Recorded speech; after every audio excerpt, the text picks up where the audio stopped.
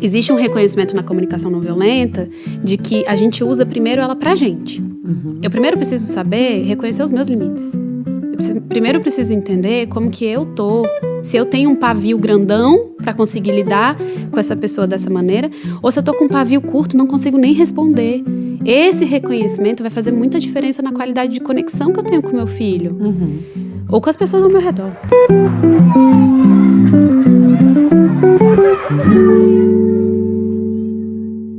Olá, família, sejam bem-vindos ao Descomplicando Diálogos, o podcast do Colégio INDE IP. Somos uma escola com mais de 40 anos que atende do maternal ao ensino médio, sempre valorizando o desenvolvimento integral e humanista dos nossos alunos. Eu, Ruth Passarinho, estou aqui para conduzir uma nova conversa sobre temas que fazem parte do nosso dia a dia escolar e familiar. Hoje vamos falar sobre uma abordagem que pode transformar a forma como nos comunicamos em casa, a comunicação não violenta. E para nos guiar nessa conversa, estamos com a Liliane Santana. Liliane é sócia, cofundadora e treinadora do Instituto CNV Brasil, com mais de 15 anos de atuação em desenvolvimento humano. Vou deixar você se apresentar, claro. E é mãe de 2 queridos alunos que estão conosco lá na escola, Atena e Rudá. Então seja bem-vinda. Obrigada, Ruth. Obrigada pelo convite. É uma honra estar aqui contigo. Legal. Você quer começar falando um pouquinho de como foi a última experiência que a gente teve junto a você lá na escola, numa roda de conversa com as famílias, propondo exatamente sobre isso, né? A melhoria da comunicação em família, da comunicação entre pais, né? E casal, vamos colocar assim, para incentivar, estimular e ser um bom exemplo também, né, para os jovens e crianças que convivem na nossa casa e melhorar a comunicação de modo geral, especialmente num período tão ansioso e violento que a gente vem atravessando. Nós tivemos no mês passado, né, uma roda de conversa na escola, em que a Liliana foi muito bacana, convidada sempre, atendendo aos nossos chamados. Teve a oportunidade de trocar um pouquinho com algumas famílias que estiveram presentes.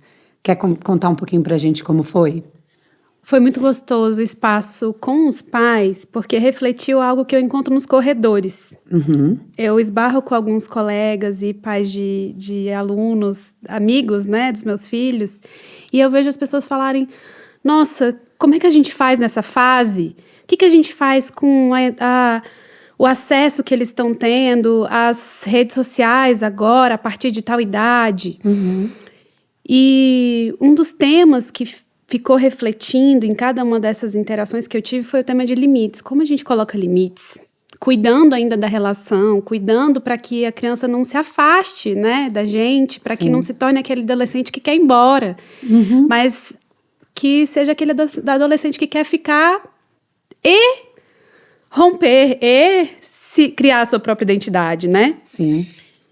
Então, esse tema do limite foi levado lá para a roda de conversa com a intenção de fazer a gente perceber que a gente fala muito pouco sobre isso e que, principalmente, quando a gente fala sobre comunicação não violenta, a gente imagina que ser não violento significa ser doce, ser passivo, ser bonzinho, falar manso, né? Muitas pessoas escutam minha voz, acham que eu sou assim, muito leve.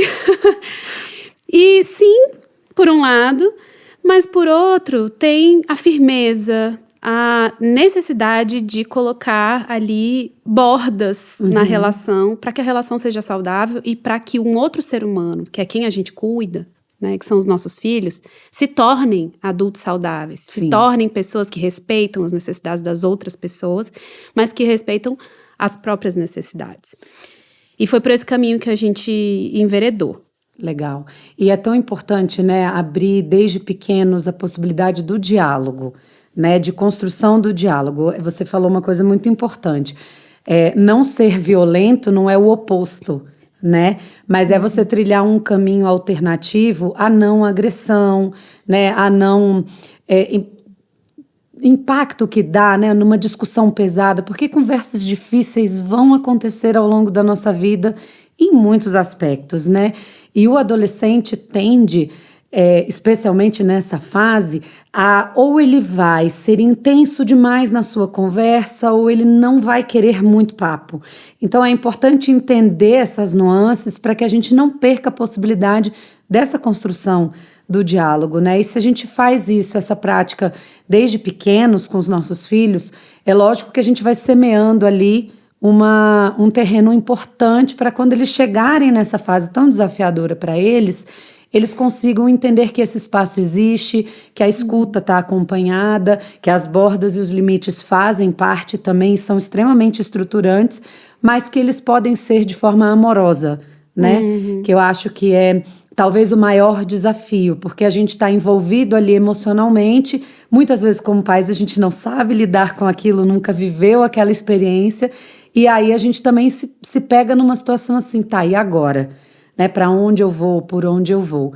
E sempre conversar com outros pais é muito rico, né, porque a gente percebe que a gente não está sozinho e que a gente pode trocar experiências uns com os outros que vão ajudando a gente também a se fortalecer naquilo que a gente está fazendo, a entender que será que eu estou de mais, será que eu estou de menos, porque dúvidas nós temos muitas como pai e mãe, né, em tempos atuais que estão atravessados aí pela tecnologia, especialmente a adolescência, com toda a sua fragilidade, né? Então, acho que sempre é muito rico. Quem participou elogiou bastante, então agradeço aqui também esse espaço. E vou lhe fazendo algumas perguntas para a gente ir conduzindo aqui um bate-papo. Fique super à vontade, tá bom? Vamos lá. Primeiro, para começar, conta pra gente o que você fez você levar a trabalhar com a comunicação não violenta. O que te fez buscar esse caminho? Teve um momento pessoal ou profissional que foi decisivo para você? É engraçada essa pergunta, porque eu falo que a comunicação não violenta me encontrou. Não foi eu que encontrei a comunicação não violenta. Eu já vinha trabalhando há alguns anos com desenvolvimento pessoal e eu recebi uma ligação de uma amiga falando assim: Liliane, conheci um negócio de comunicação não violenta, é a sua cara. Aí eu já pensei logo que era um feedback, né? Meu Deus, estão falando que eu sou violenta. E eu me encontrei com um livro do Marshall Rosenberg, que foi quem sintetizou a comunicação não violenta. E nas primeiras páginas desse livro em específico, esse chama A Linguagem da Paz em um Mundo de Conflitos. Legal. Nas primeiras páginas ele fala assim: depois que descubro as necessidades das pessoas em um conflito, eu resolvo qualquer conflito em 30 minutos. Aí eu fechei o livro, falei, charlatão. Mais uma dessas pessoas querendo prometer um mundo em 30 minutos pra gente. Não quero. Larguei o livro, mas depois outras pessoas me disseram que a comunicação não violenta era a minha cara, e aí eu tive que terminar o livro pra entender se era realmente um feedback. E entendi que a CNV, ela traz uma amorosidade no aprendizado que ela completa e enriquece todas as outras ferramentas e práticas de desenvolvimento pessoal que eu já vinha estudando. Muitas das práticas de desenvolvimento, elas primeiro quebram o ser humano para depois reconstruir. Sim. É como se elas dissessem, olha o que você tem de errado, olha o que você faz de ruim, para depois elas mostrarem, e aqui é o caminho. E a comunicação não violenta, ela mostra que qualquer coisa que nós fazemos busca atender necessidades. Seja uma criança de 3 anos que fica para lá e para cá, que está buscando necessidade de movimento, ou necessidade de exploração, de brincadeira. Seja um adolescente que não responde sua pergunta, que talvez esteja buscando necessidade de autonomia, de escolha, de individualidade. Então, com essa visão da comunicação não violenta, a gente passa a ser mais compassivo, mais compreensivo. E, óbvio, não é que a gente vá minimizar ações que nos impactam, mas a gente consegue alternativas para ações, inclusive, violentas. Porque se alguém está fazendo bullying com outra pessoa, ela está também tentando atender necessidades. E se eu descubro que necessidades são essas, de repente eu posso propor um outro caminho, que não seja o bullying. O bullying, a gente não vai aceitar. E esse é um limite que a gente vai precisar cuidar. mas a gente vai ter uma proposta que, de repente, nutra essas mesmas necessidades, que pode ser necessidades ali de reconhecimento, de valorização, de poder até. Poder é uma necessidade um pouco controversa, mas sim, às vezes a gente está buscando poder para atender outras coisas. Então, a proposta da comunicação é essa, é que a gente comece a buscar a linguagem das necessidades para que a gente ache opções na nossa vida, para que a gente se torne cada vez mais funcional e feliz, né, no final das contas. Para que a gente consiga usufruir a vida. Sim.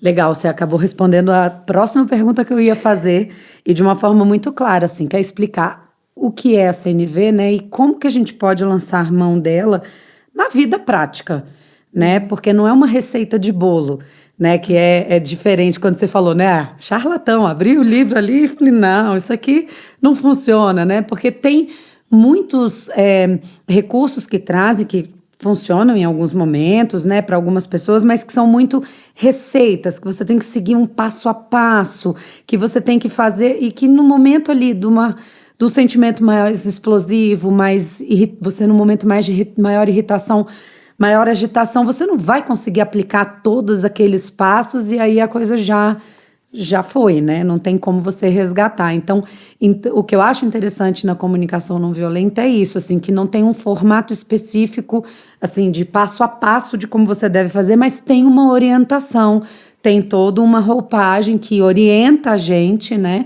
E qualquer pessoa pode praticar a comunicação não violenta, Mas né? você sabe que até tem um passo a passo. Sim. Porque a comunicação não violenta tem a proposta dos 4 componentes, que algumas pessoas chamam até de 4 passos da CNV. Que eu acho que é um grande risco a gente chamar de 4 passos, justamente por isso que você trouxe. Nisso, né? Exato. Mas a proposta da CNV é trazer esses 4 componentes, que são 4 componentes ou elementos. O primeiro, observações. O segundo, sentimentos. O terceiro, necessidades. E o último, pedidos. Que se você coloca numa frase, facilitam a conexão. Então, em vez de eu dizer pra você assim, você foi grosso comigo? Não fale assim comigo? Eu posso dizer, quando eu te escutei falar que eu não quero mais te ouvir e bater a porta, eu me senti chateada e preocupada. Porque pra mim é muito importante que a gente consiga ter um diálogo legal. Você topa a gente tomar 30 minutos e depois voltar para a conversa? Eu usei os 4 componentes aqui. Sim. Observação, sentimentos, necessidades e pedidos. Então, isso facilita a conexão. Sim. Agora, eu posso usar esses 4 componentes e continuar sendo violenta. Sim. E aí é onde está o ponto da virada. Porque a proposta da comunicação não violenta é que a gente tenha uma nova linguagem de interpretação do mundo. O Marshall, ele entendeu que para tudo que nos acontece, a gente interpreta de uma maneira e geralmente colocando no mundo externo a causa dos nossos sentimentos. Sim. E isso faz com que eu reaja para eliminar as coisas que não estão funcionando bem ao meu redor. E aí eu me torno uma pessoa tendente a ser violenta. Porque aí ou reativa demais, ou reativa. Né? Sim.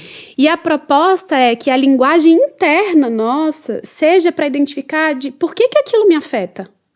E como que me afeta e quais são as necessidades minhas que ficam vivas. Para daí eu reivindicar para o mundo, olha, eu tenho necessidades aqui, vamos olhar para isso. Quando muda a linguagem interna, eu consigo ir para a relação a partir da busca da conexão. Eu quero conectar contigo. Eu quero que você veja as minhas necessidades e eu quero ver as suas também. E aí a gente vai se aproximar. Então a proposta da CNV, ela tem essa essência de conexão. E esse é o ponto principal. Se a gente cai na pegadinha de que é um protocolo, né? Que eu tenho que seguir primeiro esse, depois esse, que acaba ficando muito engessado e não espontâneo, né? E aí, nesse momento, sai do eu, né? Eu começo a fazer uma coisa que não está em mim. E eu preciso estar ali arraigada daquilo para eu conseguir fazer realmente sentido, porque só repetir palavras ou repetir uma instrução, um padrão, tira de mim aquilo que é meu, né? Que é o que você estava colocando aí agora na sua fala, né? Exato. Pensando nesses, não vou chamar de passos, né? Mas pensando nesses componentes, assim, com o seu tempo de experiência, qual deles é o mais difícil para as famílias se apropriarem e qual etapa, qual momento, assim, o que vocês traria de maior dificuldade para estabelecer a comunicação não violenta, assim, pensando numa família, né? Em pais com filhos, e essas responsabilidades todas, essas camadas todas que estão nessas relações. É engraçado que sua pergunta... Acho que foi a primeira pessoa que me fez essa pergunta. Qual é o componente que mais faria diferença, ou que a gente está mais longe de chegar. E pensando agora, eu vejo os componentes como todos muito simples de entender, mas muito complexos de se aplicar, porque a gente passou a nossa vida inteira reproduzindo outra coisa. Mas tem um em específico que a sociedade vem reforçando ao contrário por algum tempo, que é o componente dos sentimentos. Sim. A gente tem visto um reforço na coisa do vamos nos sentir bem, vamos ser felizes, vamos ser incríveis, maravilhosos o tempo todo. E isso faz com que os sentimentos, que são sentimentos desconfortáveis, se tornem indesejados. Né? Eu não quero sentir raiva, eu não quero sentir medo. Como se eles não fizessem parte da natureza humana, né? E para mim, um símbolo disso foi aquele caso no Rio de Janeiro, onde um adolescente foi preso com uma blusa escrito "Regret Nothing", né? Não se arrependa de nada. E o arrependimento é um sentimento que nos nutre muito. Sim. Ele traz informações valiosíssimas para o que serviu e o que não serviu do que eu faço para a minha comunidade, né? Das minhas ações, como que isso colabora ou não com a vida de todo mundo. Quando a gente elimina o arrependimento, como um exemplo, né? A gente começa a eliminar outras coisas da nossa vida, como, por exemplo, a empatia. A capacidade de olhar para outras pessoas, a capacidade, né? A capacidade de me nutrir da relação, eu vou me esvaziando. E existem já estudos na neurolinguística que percebem que quando a gente elimina um sentimento, né, quando a gente coloca essa tampa em um sentimento que a gente acha desconfortável, outros sentimentos que são confortáveis vão junto. Sim. Então a gente vai se tornando apático diante da vida. E aí, para mim... distanciado do que eu faço e do como eu estou convivendo, né? Porque eu passo das pessoas. Isso. De quem eu sou também, Sim. do que eu preciso, né? Eu passo a ser uma performance diante da vida. Então, se eu fosse dizer assim, um grande desafio que a gente tem hoje como pais é aceitar e acolher que sentimentos, qualquer sentimento que apareça, eles são mensageiros de necessidades. Eles não precisam ser mestres das nossas ações. Eu falo que os sentimentos, eles são excelentes mensageiros e péssimos mestres. Sim. Se a gente receber a mensagem, a gente já vai estar fazendo esses sentimentos diminuírem. Mas se a gente não receber a mensagem, é capaz de, em algum momento, nós sermos tomados por eles e aí a gente fazer ações muito trágicas a partir desses sentimentos, né? Então, eu iria por aí. Eu convivo muito, tenho uma sorte de ter 4 sócias incríveis, mulheres incríveis, e convivo muito nessa experiência do que é o sentir. Porque quando a gente vai para essa frase, sentimentos são mensageiros, receba a mensagem, dá muito medo da gente, por exemplo, entrar na tristeza e mergulhar nela e não sair nunca mais. Mas a ideia não é essa. A ideia não é a gente ser tomado pelo sentimento, mas a gente perceber que o sentir é algo para ser fisicamente experimentado. E nos deixar conduzir para o que o sentimento também nos convida. Então, por exemplo, a tristeza, ela vem para que a gente reflita, para que a gente entenda o que a gente perdeu. A raiva vem para que a gente possa expressar, eu existo aqui. Né? Então, existem algumas mensagens que são importantes de serem vistas e elas só são vistas quando a gente experiencia. Pelo contrário, quando a gente experimenta, o sentimento vai embora, é igual como atravessar um túnel. Mas se a gente não deixa o sentimento vir, aí ele vai vir grandão. Aí pode ser aí que... ele toma conta. Em vez da tristeza, eu entro numa depressão. Porque eu tô freando tanto esse carro que ele vai ficar dentro do túnel. Então, a proposta da comunicação não violenta para lidar com os sentimentos é que a gente consiga, primeiro, nomeá-los, porque a partir do momento em que a gente consegue dar nome, eles já diminuem de intensidade, a gente já começa a ter mais capacidade de regulação emocional mesmo. E segundo, começar a perceber que mensagem é essa, qual é a necessidade. Aí a gente entra em mais um componente, né? Que necessidade é essa que fica viva em mim quando esse sentimento aparece? Então pode ser que eu esteja desconfortável, porque minha necessidade aqui é uma necessidade de reconhecimento, de cuidado, de proximidade, conexão. E era interessante isso tudo que você está colocando, porque assim, a gente acha que aplicar a comunicação não violenta é trazer uma experiência assim, de me abarcar, né, de uma conduta para lidar com o outro. Só que não, antes eu preciso lidar com o que é meu, né? Então eu preciso fazer uma leitura de mim, como eu recebi aquilo, porque tudo se trata na relação, é muito por aí, né? O que eu entendo, ou por que eu me irritei com aquilo, eu que me irritei, né? Aquilo startou para mim um sentimento, uma sensação que me causou uma irritação. Então, que outra pessoa talvez sentiria outra coisa. Exato. E aí eu tenho que fazer uma autoanálise ali também, até para eu frear um pouco a intensidade daquilo que é meu e consiga transpor aí as barreiras que vão acontecendo dos não ditos nas relações, do não deixa, né? Deixa para depois, mas esse depois nunca vem, né? Porque aí a gente começa a ficar muito reativo, realmente, e aí as coisas acabam caminhando por um viés que não é o mais saudável, o mais adequado, né? E bem oposto a isso que a comunicação não violenta traz, né? Com certeza. E quando você fala isso, eu me lembro do tema de limites, porque a gente se relaciona muito com limites a partir desse lugar de eu preciso impor limites a outras pessoas, né? Eu preciso impor limite aos meus filhos, eu preciso impor limite a fulano de tal. E essa é uma grande falácia. Porque impor limites é a mesma coisa de eu criar expectativas de que outra pessoa vá fazer alguma coisa por mim. E, pelo contrário, a relação com limites que a gente precisa ter é uma relação de cuidado com os meus limites.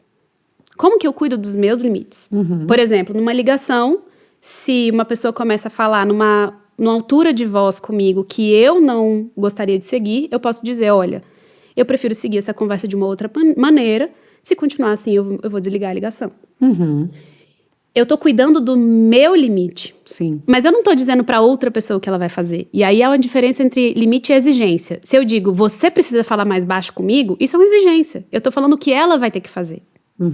Agora, quando a gente traz esse tema de limites pra maternidade, paternidade ou educação, a gente precisa entender que a gente não só vai cuidar dos nossos limites, mas a gente vai cuidar dos limites de outro ser humano. Sim. Então, em algum momento, a gente vai precisar usar do nosso poder estrutural, que é um poder que está estabelecido ali nessa relação da educação, para que a gente consiga colocar limite por a outra pessoa, ou seja, pelo meu filho, pela minha filha. Então, porque ele ainda não tem todo o repertório para fazer isso sozinho. Exato. E aí entra o desafio. Em que momento ele passa a ter esse repertório sozinho, né? Em que momento eu preciso realmente colocar esse limite, em que momento não? Em que momento é ele que vai começar a colocar os próprios limites? Ele que vai começar a respeitar os próprios limites? E essa é uma pergunta muito bonita que precisa ser feita a todo momento. Sim. Na nossa maternidade, né? Quanto que eu realmente preciso ali falar sobre higiene com meu filho ou cuidar da higiene do meu filho especificamente? Até que ponto, até que momento? Vai depender muito. Sim, e cada sujeito é um também, né? Então isso funcionou de uma forma com um filho, com o outro já é diferente e assim caminha, né? E dentro disso a gente também tem que entender o ser empático e o ser permissivo, né? Eu acho que isso é um limite, um limiar importante que a gente também possa dialogar aqui, de como que a comunicação não violenta ajuda a manter esses limites, né, que a gente está colocando, sem cair numa punição, num autoritarismo, mas ao mesmo tempo sem ser permissivo, né? Nessa dosagem que é a grande questão para a maioria dos pais e mães, né? Que a gente sabe que é assim, né? Até onde eu vou? Será que eu paro aqui? Será que eu vou além? Aí no desespero, muitas vezes a gente faz além da conta, né? Eu não tenho recurso ainda para isso, eu vou limitar muito, e aí eu invado demais, ou eu sou punitivo demais, enfim. Como que a comunicação não violenta pode ajudar, assim, se você pudesse dar um exemplo prático, acho que é interessante. Acho que eu primeiro quero reconhecer aqui, assim como eu reconheço dentro das mentorias que eu faço, nós não aprendemos. Nós não sabemos o que é o caminho do meio. A gente sabe o que é coerção, a gente sabe o que é permissividade, mas nós não sabemos o que é esse terceiro caminho. Então, tem um reconhecimento aqui de que é uma exploração mesmo, e que a gente vai acabar fazendo esse efeito pêndulo, né? Hora eu vou ser um pouco mais coerciva, hora eu vou ser mais passivo, e aí eu vou me entendendo nesse meio do caminho. Então, primeiro eu quero reconhecer aqui, dar um abraço em todo mundo que está escutando a gente. Porque fácil não é. Mas em relação à permissividade, tem algo que é uma tendência a gente cair nela quando a gente gruda violência com firmeza. Quando a gente acha que sair da violência é a mesma coisa que soltar toda a minha capacidade de ser agressivo para dizer não. E não, na verdade, a violência ela pode sair, mas a minha firmeza e essa minha capacidade de dizer eu existo e não, ela pode permanecer. Ela deve. Ela deve permanecer, exatamente. Até para que a gente consiga cuidar das nossas necessidades. Sim. Muitas vezes, na permissividade, a gente se atropela, né? Então, eu diria que esse é o primeiro ponto. Como que isso funcionaria dentro da relação de uma criança? Você pediu para dar um exemplo, né? Então, meu filho, por exemplo, ele tem uma característica diferente da minha filha. Ele gosta muito mais de tela do que ela. Cada sujeito um sujeito, como você disse. E a gente estabeleceu o mesmo tempo de tela para os dois. Certo? Sim. Então, é o mais comum. O combinado foi que cada um vai ter X tempo de tela. Quando eu falo, pessoal, o nosso combinado acabou, o tempo de tela acabou. A mais velha sai, fala, tudo ok. Ok, desliga e vai fazer outra coisa imediatamente. Sim. O mais novo, ele encara, assim, com uma mudança muito impactante na vida dele, assim, sabe?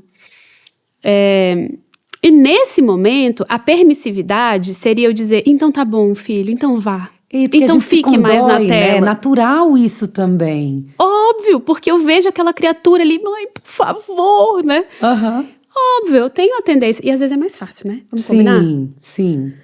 Não, tá bom, preciso fazer tal coisa. Fica aí um pouquinho mais. Isso seria ir para esse lado permissivo. Então, eu aceito a proposta da criança, né? O lado coercivo seria eu dizer, eu já falei, você fez esse combinado e a gente não vai abrir mão, eu sou autoridade aqui, eu que mando, sim é sim, não é não e pronto, acabou. Esse seria o lado coercivo. E se ligar a tela, vai ficar de castigo. Né? Ainda tem essa. Sim. O caminho do meio seria olhar no olho da criança e dizer assim, vem cá, a gente fez um combinado. E o combinado era de X minutos. E eu preciso confiar nos nossos combinados. Confiança é super importante pra mim. Quando você fizer um combinado comigo, eu também quero atender a esse combinado. E aí, como é que a gente vai fazer agora? E pasmem, uma criança de 5 anos vai conseguir entender. Ainda que ela fique frustrada. Ou discordando, né? Ou querendo, ou desejando aquilo que ela estava reivindicando até então. E aí, olha como é importante a gente aceitar os sentimentos que são desconfortáveis. Isso não significa, essa conversa não significa que meu filho vai sair feliz e contente, dizendo, tá bom, mamãe, realmente, os nossos combinados. Não, ele vai permanecer frustrado. Sim. Possivelmente ele vai dizer, mas eu quero mais. E a gente vai falar sobre a frustração, como que a gente lida com a frustração. O que ele quer fazer, então, com essa frustração? Quais são os próximos combinados que ele quer fazer, de repente? A gente vai falar sobre isso. Legal. Lidar com a frustração, inclusive, é uma excelente forma dele ser criativo. Sim. E é tão necessário, porque a tendência é que a gente vê, né, na humanidade mesmo, é assim, não quero frustrar meus filhos, né? É uma ilusão absoluta de que a vida não vai frustrá-los, né, o tempo todo, ou muitas vezes. Então, não aprender a lidar com essas pequenas frustrações no dia a dia e na rotina da família, não estrutura para aprendizagens outras que vão acontecer. E a gente pode fazer de uma forma amorosa, né? Eu falo muito isso na minha experiência pessoal, né? Tenho uma jovem adulta e uma adolescente. Então, falo assim, vocês precisam experimentar isso, porque é mais fácil aprender com nós aqui, amparando, conversando e tendo tempo e disponibilidade para dialogar isso com vocês do que na rua, na vida, e de uma maneira muito impactante, porque geralmente é muito impactante, porque a outra pessoa não te conhece, ou não tem afinidade, ou não tem convivência o suficiente para fazer isso de uma forma dócil, né? Vamos colocar assim. E o que não é a vida, senão uma série de frustrações e celebrações. Exato. Não é mesmo? Exato. Porque a gente vai se deparar com um monte de coisa que a gente não gosta. E é interessante isso que você colocou como exemplo, fazendo um pouco uma ponte para a adolescência, né? É muito comum a gente pensar assim, todo adolescente ele é muito confrontoso, ele é muito rebelde, a adolescência carrega muito esse estigma. Ele existe sim, mas existe aquele adolescente que é extremamente passivo e fica numa resistência silenciosa. E ela diz muito, né? E ali ele não você fala e você não acessa, né? Porque se fecha e fica num lugar que eu acho que é mais difícil de lidar do que com o outro que põe para fora toda aquela emoção, aquela carga, né? Que questiona, que chora, que grita, enfim. É entender também que o perfil de cada filho, como você mencionou, né? De cada um, vai exigir da gente, como pai e mãe, estratégias distintas e diferenciadas para orientá-los, né?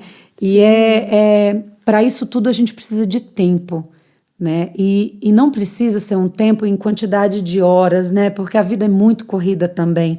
A gente está sempre muito atarefado, tem muitas demandas nossas, pessoais, de trabalho, que a gente também tem que se cuidar, né? Para cuidar bem dos nossos, mas principalmente o tempo de qualidade. Então, se eu tenho ali na rotina familiar um tempo de qualidade onde eu consigo conversar com meu filho pequeno ou adolescente, assim, o que você gosta, né? O que você qual o seu interesse do momento, porque vai mudando também, né? Nesse exemplo da tela, isso que você traz é fantástico, porque se existe uma frustração, essa frustração ela tem correspondência a alguma necessidade. Lembra? Sim. Todo sentimento é mensageiro de uma necessidade. Talvez a necessidade dele ali fosse uma necessidade de brincar, ou a necessidade de variedade, do diferente que a tela traz. Sim. Tá, como é que a gente vai conseguir essa mesma coisa de outra maneira? Uhum. E se eu entro nessa exploração com o meu filho, a gente aprende junto. E aí tem também um reconhecimento de que nós estamos nesse aprendizado. Sim. É muito duro, eu confesso, assim. E mais uma vez, dou a mão aqui a quem está escutando, porque a gente está aprendendo junto. A gente não aprendeu a lidar com os nossos sentimentos dessa maneira, a gente não aprendeu a olhar para a gente dessa maneira, e muito menos a colocar os nossos limites e a preservar o nosso tempo. Uhum. E aí, quando a gente chega em casa cansado, morto de um dia que foi todo dedicado ao externo, fica muito difícil eu dar essa resposta para o meu filho, né? Então, existe um reconhecimento na comunicação não violenta de que a gente usa primeiro ela pra gente. Uhum. Eu primeiro preciso saber reconhecer os meus limites. Primeiro preciso entender como que eu tô. Se eu tenho um pavio grandão para conseguir lidar com essa pessoa dessa maneira, ou se eu tô com um pavio curto, não consigo nem responder. Esse reconhecimento vai fazer muita diferença na qualidade de conexão que eu tenho com meu filho. Uhum. Ou com as pessoas ao meu redor. Sim. Né? E esse foi um ponto da roda de conversa, é um ponto que a gente coloca muito nos nossos treinamentos, na base da conversa, que é o nosso treinamento online, é o ponto de reconhecer que, ainda que eu esteja com pavio curto, eu posso ser não violenta. Sim. Eu posso cuidar das minhas necessidades. Eu posso causar menos danos na relação. Porque a não violência tem a ver com não causar danos, né? E sustentar a minha verdade. Então, lembrar disso é muito importante. E é um exercício. Estamos juntos nele. Eu não posso dizer que eu tô pronta não também. E criar essa conexão, criar essa proximidade, ela só vai existir se a gente, mesmo com pouco tempo disponível, cria espaço para que ela aconteça, né? A criança muitas vezes vai pedir, o adolescente nem sempre.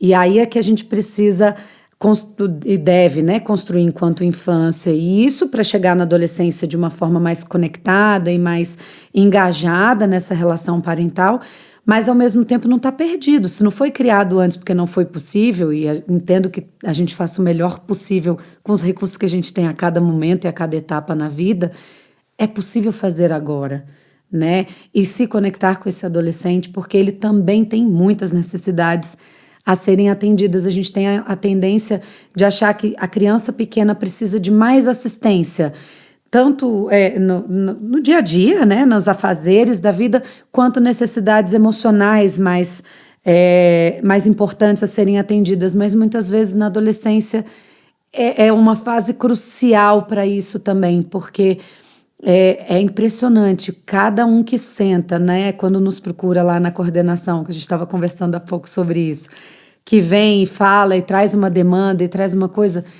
é fantástico saber o que eles têm a dizer, o que eles pensam, sabe, das coisas. Então, geralmente a gente faz assim, tá, me explica, né, às vezes eu até já posso deduzir ali o que ele tem a dizer, mas dá o espaço, porque se escuta, consegue trazer, às vezes, uma solução. A gente está ali só como um mediador um pouquinho disso, né? E diz assim, e devolve para eles, tá? Agora, sabendo disso tudo, como você pode agir diferente? Como você pode fazer numa situação semelhante que você não tem ali o controle inibitório necessário, né? Então, naquele momento, não deu certo.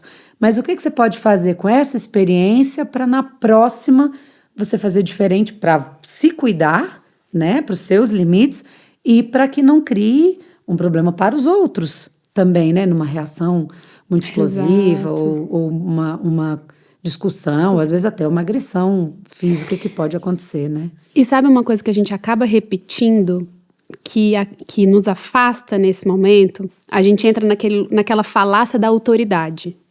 Eu preciso ser autoridade, então eu preciso fazer com que esse outro ser humano me entenda e faça o que eu tô querendo que ele faça. Do meu jeito. Do meu jeito. Com as minhas experiências. E, gente, a autoridade não conecta. Lembra que o fundamento, o coração da CNV é conexão, né? A autoridade, ela tá lá apenas para um objetivo: comando e controle. Ela tem esse objetivo e tem alguns contextos onde esse tipo de autoridade faz muito sentido, porque eu preciso dizer, faça, e você tem que fazer sem questionar. Então, ela faz sentido em pouquíssimos contextos. Dentro de um contexto relacional mais complexo, eu preciso do respeito e não da autoridade. E o respeito, ele é ganho quando eu também me vulnerabilizo. Quando eu também digo, olha, eu não tô sabendo, eu não sei me regular emocionalmente. E aí, vamos aprender junto? Isso é conexão. Isso é me aproximar também desse outro ser humano. Mas muitas vezes a gente, como pais, acha que se a gente se vulnerabiliza, a gente perde a autoridade. E aí a gente vai perder a mão, vai perder o nosso, né? Vai ficar muito frágil frente ao filho, né? Como que ele vai me ter como uma referência se eu sou frágil? Não posso, né, mostrar essa faceta. E a gente se engana muitas vezes nessa hora, porque ao contrário, né, a gente vai se mostrar bem mais forte reconhecendo os limites que a gente tem também para lidar com as coisas, porque ninguém nasce pronto como pai e mãe, né? E cada filho vai demandar da gente uma abordagem, uma dinâmica e uma forma diferente para a mesma coisa. E isso reforça a capacidade da outra pessoa de se ver no lugar da empatia. Nossa, se a pessoa que eu tenho como referência se vulnerabiliza, significa que ele é um ser humano. Sim. Significa que ele sente. Significa que as coisas o impactam. E significa Uau! que eu também posso Isso. me vulnerabilizar. Também. Né? E aí, pensando nisso, assim, existe uma dinâmica muito comum de acontecer, né, no nosso dia a dia e nas famílias, enquanto casal, né? Às vezes, um é mais compassivo, mais permissivo, o outro, vendo que esse um já está mais permissivo, acaba sendo mais... O policial mau, o policial bom, né? Isso, exatamente. Então, é inseguro para o casal, né? E isso é óbvio que exige, a gente tem que sempre conversar com os nossos parceiros, mas como que a comunicação não violenta pode ajudar esse casal a encontrar um equilíbrio maior para fazerem juntos a implementação dos limites necessários, né? Da conversa, do diálogo e da conexão com os filhos. Eu acho que antes de tudo o casal precisa saber dialogar. Sim. E olha, a gente subestima a nossa capacidade de estarmos distantes disso.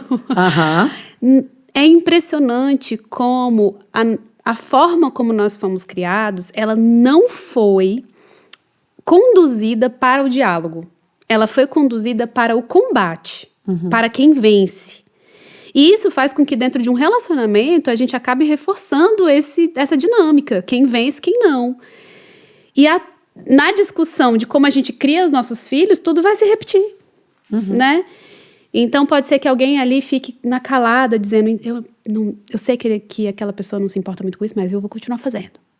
Pode ser que a outra fale assim, eu sei que essa outra não tem capacidade suficiente para se impor, para trazer energia, então eu vou colocar energia. E esse diálogo interno fica acontecendo, as coisas vão acontecendo. Vão virando policial mau, policial bom, né, nessa dinâmica. E o diálogo não acontece. Então, meu primeiro impulso é dizer, estude, porque a habilidade relacional se aprende. Então, a gente aprende a dialogar. Sim. E olha, vou dizer que eu sou prova viva disso. Eu salvei a minha sociedade e o meu casamento, sem dúvida, com a comunicação não violenta. Ah, que legal. Porque eu tenho a tendência de ser muito dominadora, apesar de ter essa voz, né? Doce. Eu tenho a tendência de ser mais dominadora, de me impor muito mais, até meio por baixo dos panos, assim.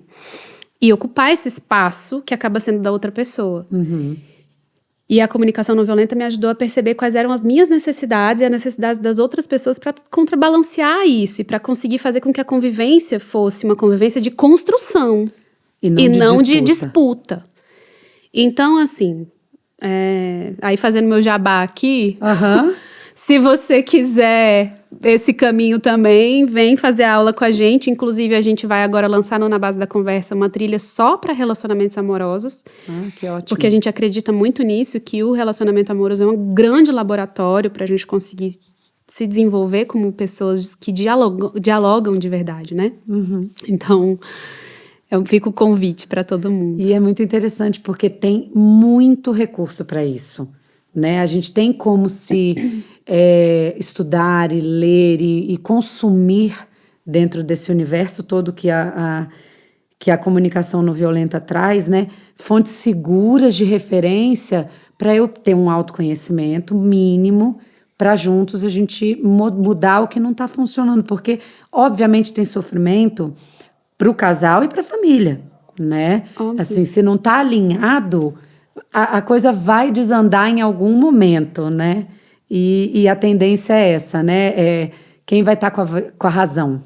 Ou de quem é a culpa, né? É muito comum, não, a culpa é sua, mas quem está falando de culpa? Ninguém está falando sobre isso. Não se trata de culpabilizar ou de ter um culpado na situação, né? E olha como a gente volta na história dos sentimentos. A Brené Brown, ela tem um vídeo fantástico. Inclusive, se quiser, a gente põe até o link. A referência, vamos botar. Que ela fala sobre a descarga emocional que a gente faz quando a gente culpabiliza alguém. Quando a gente coloca o dedo em alguém e fala assim, você tem a culpa, eu já tô descarregando a minha emoção. Vem sempre muito forte, Vem né? sempre muito forte. E é uma maneira de eu reduzir a intensidade emocional. Muito trágica, né, gente? Porque eu afasto a outra pessoa. E injusta, né?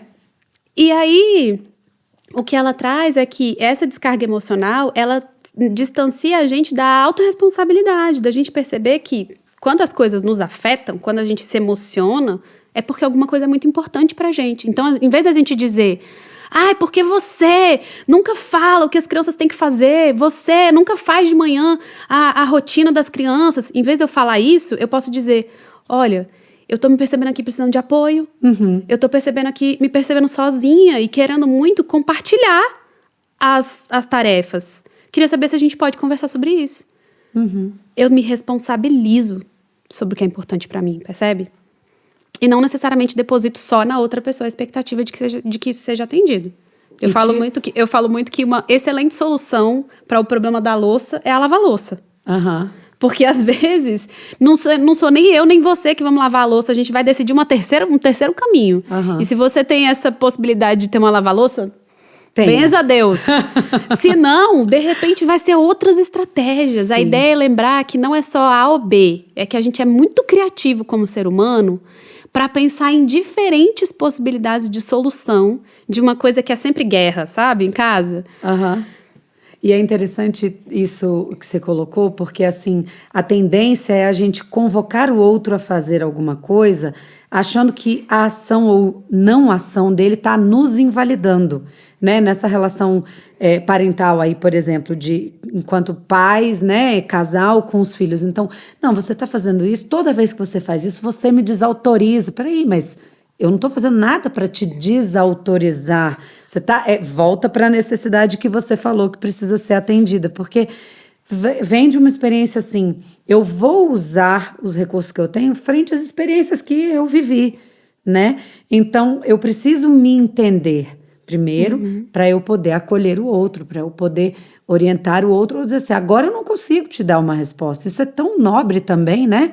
Peraí, que eu preciso pensar sobre isso, vou conversar, né, com o seu pai, com a sua mãe sobre isso, para daí a gente ver o que a gente vai fazer, né? A gente tem uma tendência de um imediatismo também e de tudo ter uma resposta rápida e uma solução rápida, e a vida não é assim, né? E pensando nisso tudo, a gente entra também numa relação que não é exatamente parental, mas que é uma tríade, né, que a gente chama dentro da escola, que é a escola, os pais e as crianças, os jovens e adolescentes, né? O mesmo interesse que o pai e a mãe têm do seu filho ser bem assistido, ser atendido, as necessidades que ele tem, né, de ser validado e tudo, nós como escola também temos esse mesmo objetivo. Então, essa relação ela pode ser mais leve muitas vezes, né? A tendência é criar um distanciamento que não deveria ter, né? Então, pensando um pouco nessa relação escola, família, família, escola, porque é uma via de mão dupla sempre, né? Eu acho que a CNV também pode contribuir de uma forma muito construtiva. E eu acho assim, do ponto de vista da CNV, pensando também, né, nas instituições e não só pessoa com pessoa, tem alguma dica aí que você poderia dar? Ou alguma observação de uma experiência que você teve, que eu acho que pode validar, porque é difícil, né? A gente muitas vezes eu chego com uma ideia de que, nossa, aconteceu tal coisa e só tem essa solução, que é o que você está colocando, né? Só vejo esse formato e eu já chego armado, né? E que caminho a gente pode criar junto, né? Legal. Para quem chegou até aqui, então, no podcast, eu vou trazer algo que eu só trago para os clientes corporativos. Legal. Que é a pessoalização que a gente acaba fazendo de problemas estruturais. É o grande perigo. A gente diz que a maioria dos conflitos em relações que são relações de comunidades sistêmicas, eles são conflitos sobre a estrutura e não sobre as pessoas, né? Então, por exemplo, eu já vi acontecer de o pai olhar e falar assim, porque a fulana de tal que não comunicou o que tinha que ter acontecido, né? E fica uma pessoalização desse pai com essa pessoa nessa briga de comunicou, não comunicou, deveria ter comunicado dessa maneira, não deveria ter comunicado dessa maneira. Sendo que, na verdade, talvez tenha alguma questão na estrutura ou da forma como a mensagem chega, Ou do combinado. Será que existia um combinado prévio? De que iria ser comunicado de uma determinada maneira? Será que eu fiz um pedido? Eu, como Sim. pai, eu tinha feito um pedido específico sobre esse tipo de comunicado, né? Então, perceber que às vezes a gente pessoaliza muito problemas que são estruturais. E não só estruturais daquela estrutura escola, pais, escola, famílias, mas estruturais também da nossa sociedade. Sim. Né? A gente está sob um grande guarda-chuva que reforça alguns comportamentos que são sempre de muita cobrança, muita acusação, Exato. né? E não de aliar. Peraí, vamos junto aqui pensar ou entender o ponto de vista de ambos para entender, peraí, olha só, isso aqui acontece assim por causa disso, disso, disso. Geralmente clareia muito, né? Exato. Quando o diálogo é estabelecido. E quando a gente percebe que tem algumas coisas estruturais, a gente começa a entender que algumas pessoas vivem experiências que são muito diferentes das nossas apenas por conta da posição delas na estrutura. Sim. Eu sou uma pessoa branca. Uma pessoa negra, na mesma situação, vai viver uma experiência diferente da minha. E talvez a reação dela seja diferente. Sim. E quando eu compreendo isso, eu vou para outro lugar na conversa. Pra gente tangibilizar esse assunto, porque ele fica às vezes muito amplo, né? Tem um exemplo muito bom. Imagina que você trabalha em escala e são 8 horas da noite. Você está trabalhando no seu turno sozinha numa sala. E entram 10 adolescentes, homens, na sua direção nesse momento, 8 horas da noite. Se você for uma mulher, a sua experiência vai ser diferente.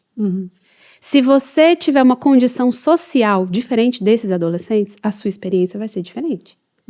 Se você for um homem negro esses adolescentes forem adolescentes brancos, a sua experiência vai ser diferente. Para cada contexto, para cada contexto pessoal, a experiência na mesma situação vai ser diferente e talvez a reação será diferente. Quando a gente compreende isso, a gente acaba fazendo com que as nossas relações vão para um lugar mais da curiosidade do que de grandes afirmações. E aí a gente sai do jogo de quem tá certo e quem tá errado, a gente sai do jogo de acusação e defesa e vai para um jogo de qual é a sua perspectiva? Qual é a sua experiência? Deixa eu entender um pouco mais. Talvez eu não tenha entendido. E aí a gente vai para o diálogo. Sim. E para a construção em conjunto. Porque no final das usando contas... a criatividade, né? Para poder chegar, às vezes, numa solução que... Olha, não pensei sobre isso. Isso não estava no prisma quando a gente organizou dessa forma. Mas todo o resto tem essa e essa lógica. Ah, tá. Não, agora eu entendi. Exato. Né? Sai desse lugar de cabo de guerra, né? Que não tem que existir. E no final das contas, a gente começa a entender que quando alguém não tem uma necessidade atendida na minha comunidade, em algum momento, a minha necessidade também não estará atendida. Em algum momento. Então, faz sentido a gente se nutrir em termos de necessidades, a gente se inclinar a olhar pelo ponto de vista da outra pessoa. Faz sentido. Então, a curiosidade generosa, ela é um valor da comunicação não violenta. Esteja curioso, só para entender. O que será que aconteceu? Pergunte. Pergunta. Qual é a perspectiva? Por que não? Por que essa comunicação não chegou? Né? E quais são as minhas necessidades? O que acontece comigo de diferente quando ela chega? Se ela tivesse chegado, ia ser bom? Por quê? Então, a conversa muda. Ela não é mais sobre você, sobre mim. Ela é sobre nutrir nossas necessidades. É muito bacana, né? É muito rico e muito amplo, né? A gente pensa, quando a gente não conhece a fundo, né? E abre espaço aqui para quem quiser conhecer, procurar um instituto, procurar também fontes de informação e leitura, como você citou algumas aqui na nossa conversa. Eu acho que é sempre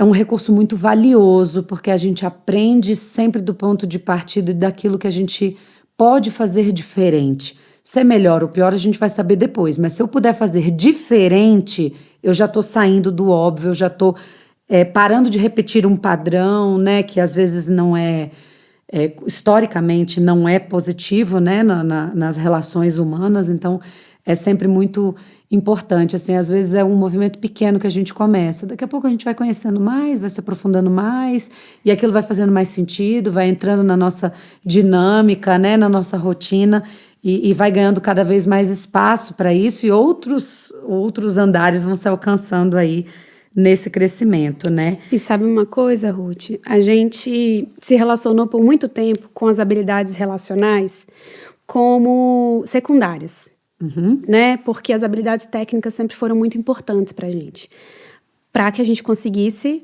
prosperar na vida. Assim que a gente lidou com essas habilidades. Só que agora, desde o ano passado, mas agora em fevereiro ou março, não lembro exatamente, teve o SXSW 2026, que é um dos grandes eventos de futurismo que acontece em Austin, que traz referências para todo o mundo do que vai acontecer daqui para frente. É um evento de futurismo. O que você espera que tenha dentro dele? Inteligência artificial. Mas não, o que teve dentro dele foi humano. Como é que vão estar as relações? As conexões humanas. Como que a gente vai sustentar conexões humanas? E então, agora a gente precisa declarar e perceber que as relações humanas deixaram de ser secundárias. E talvez em algum momento elas tenham sido. Precisam ser trabalhados, né? E desde a infância. Lá na escola, desde antes até da implementação do LIVE, né? Que é o Laboratório de Inteligência de Vida, que faz tudo, traz muito da comunicação não violenta no seu viés também. É muito isso, assim, as etapas todas, né? É um programa muito, muito rico, pensando assim, o que a criança pequena precisa aprender inicialmente? A nomear as emoções, a entender o que ela está sentindo, para a partir dali conseguir fazer uma reflexão sobre a atitude que ela teve, outra atitude que pode estar naquele lugar. Quando ela vai crescendo um pouco, já vão vindo outras roupagens, né? Até que na adolescência é esse entendimento do sujeito no mundo. E agora, né? Eu tô entrando na vida adulta. O que é projetar a vida? Já entra num outro patamar. Então tem uma escalonização que é muito interessante e que enriqueceu muito a prática que a escola já trazia, né? Desde a sua essência, sempre se teve muito esse olhar e esse cuidado de desenvolver, né, essas habilidades socioemocionais. Eu acho que essa é um grande diferencial do INDE e a gente está instalando e estabelecendo no IP, né, que é o ensino médio do INDE, e é muito interessante ver o feedback e o retorno dos meninos que, porventura, eu quero viver uma outra experiência, saem da escola, depois voltam e falam assim, ainda bem que eu voltei. Não tem isso comum em muitos lugares. E, puxa, a gente demanda, né? Energia, tempo, recursos, enfim. Mas vale a pena, né? E a escola é uma referência nisso. E eu gosto muito da provocação do triângulo. Porque ainda que vocês sejam referência nisso, se os pais não começarem a participar, eles vão estar deixando de acrescentar nessas habilidades que são tão fundamentais para o futuro. Perfeito. Né? Então, vocês sozinhos, apesar de serem incríveis nesse pioneirismo, inclusive, não é uma tarefa unilateral. Né? E não vão se sustentar. É como você estudar violino e em casa você está tocando piano, né? É outro mundo, é outra coisa. E vale a pena, sabe? É algo que a gente pode colher assim no dia a dia, né? Quando a gente vê uma criancinha pequena, quando teve uma birra, alguma coisa, daqui a pouco ela fala assim, agora eu quero conversar. Né? Você vê que assim, aquela sementinha está plantada e que aquilo vai caminhar e vai chegar num ponto que ele vai poder entender suas necessidades para estar nas relações de uma forma mais inteira, sem tantas dores, né? E sem tanta carga daquilo que traz, que não foi bem resolvido. Então a tendência é isso ir melhorando, né? Recentemente eu recebi um aluno na minha sala, um adolescente que falou assim, olha, eu preciso de ajuda para resolver um problema. Tem um determinado colega na sala que está sendo muito inconveniente no grupo de WhatsApp da turma. É um grupo que eles trocam deveres, enfim, né? Essas coisas. E aí ele falou assim, será que você pode conversar com os pais dele, assim, pra ver se ele consegue, porque é sempre à noite, sabe? E aí fica um tempão e é um pouco difícil da gente dar o limite, por mais que a gente dê e tudo, a gente quer acolher o colega, mas a gente não sabe muito como fazer e tudo. E eu achei isso, assim, a cerejinha do bolo, que eu falei assim, é sobre isso, né? A gente fica num lugar, assim, de emoção mesmo, sabe? E o quanto que quando eu dividi isso com a família desse outro adolescente foi, assim, recebido com muito afeto também.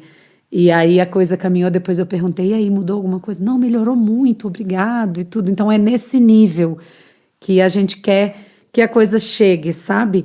Num ponto que eles daqui a pouco vão ingressar na sua vida adulta, nas suas escolhas profissionais, mas muito mais encorpados e muito mais vestidos, né, da sua competência socioemocional, porque não é fácil, conviver não é fácil, mas é necessário. Então a gente tem que fazer disso uma forma mais leve para a gente e, consequentemente, para os outros, né? E escola é um lugar de pessoas, feito por pessoas, para pessoas, né? E conviver é fundamental ali. Então a gente usa muito da comunicação não violenta também na condução com os nossos profissionais, né, com os nossos colaboradores e entra dentro de um programa muito maior que é a cultura da paz na escola, né? A gente quer mudar padrões na sociedade, então a gente precisa começar do pequenininho. Ali é um universo muito pequeno, mas é um universo, sei lá, de 600 alunos, eu já impacto 600 alunos, e aí suas famílias, então... E essas 600 pessoas vão experimentar uma comunidade de paz, ou seja, elas vão saber que é possível. Isso, e vão poder fomentar e difundir e multiplicar isso onde quer que eles estejam, né? Então, eu acho que a gente consegue alcançar tudo isso pensando em tudo isso que você trouxe, né? Que foi muito rica e muito bacana a nossa conversa. Eu agradeço, quero deixar aberto aqui se você quer colocar mais alguma coisa, trazer, de repente, alguma... a gente vai botar, né, nas descrições tudo que você colocou como dicas, mas também o Instituto para que as pessoas possam procurar, possam saber mais, possam fazer os cursos que são sempre muito ricos. Eu ainda vou conseguir fazer o meu, Lili. Já estou há um tempinho, mas esse último que você citou me interessou bastante, porque eu acho que é isso, né? A gente tem que encaixar na nossa rotina como é possível. Então, se é presencial, se é online, o formato vai variar, mas é importante que a gente esteja aberto para isso. Eu já li alguns livros da comunicação não violenta e a primeira vez que eu li, eu fiz a mesma coisa que você. Eu falei, até parece que é tão simples assim. Depois eu fui ler de novo e falei assim, não, peraí, vamos avançar nos capítulos, que aí a gente vai vendo que faz sentido e que aquilo vai tomando espaço, né, com significado pra gente, para que a gente possa melhorar como sujeito e impactar quem está ao nosso redor, né? Exato. Obrigada, Ruth, obrigada pelo convite. Acho que se tem mais uma coisa para eu trazer aqui, é só a lembrança de que cultura de paz, de que comunicação não violenta não significa falta de conflitos. Conflitos continuarão existindo e eles são o que fazem com que o mundo fique interessante e que a gente saiba quais são as necessidades das outras pessoas. Mas habilidades para lidar com esses conflitos são habilidades que são desenvolvíveis, que são treináveis. Então, que a gente possa perceber que nós não nos inclinamos a isso como sociedade nas últimas gerações e que agora a gente chegou no momento em que as nossas habilidades técnicas serão substituídas sim, e tudo bem, e que vai sobrar o que a gente tem de melhor, que é ser humano, que é justamente olhar para tudo isso, para toda essa complexidade criativa que existe dentro de nós, para que a gente consiga se tornar pessoas mais interessantes, melhores e que a gente consiga experimentar coisas incríveis, né? Então, quero deixar aqui essa lembrança e o convite para seguir a gente no Instagram, @Instituto CNV Brasil, porque lá também tem um monte de coisa e acesso a todos esses links que eu falei aí também. Legal. Então, deixa aqui esse convite. Obrigada. Nada, eu que agradeço. Foi muito rica a nossa conversa. Se deixar, a gente fica aqui mais tempo falando sobre outros caminhos aí e outras relações, né? Relações entre irmãos, relações pais e avós, né? Porque as famílias são muito mais amplas, né? Do que só pai, mãe e filhos, né? E certamente a comunicação não violenta... Eita, aí é assunto para outro podcast inteiro. Para outro podcast inteiro. Tenho certeza de que muitas famílias vão se identificar e querer experimentar um pouquinho da comunicação não violenta em casa. E se esse episódio fez sentido para vocês, compartilhem com outros pais, continuem acompanhando o Descomplicando Diálogos aqui pelo INDE.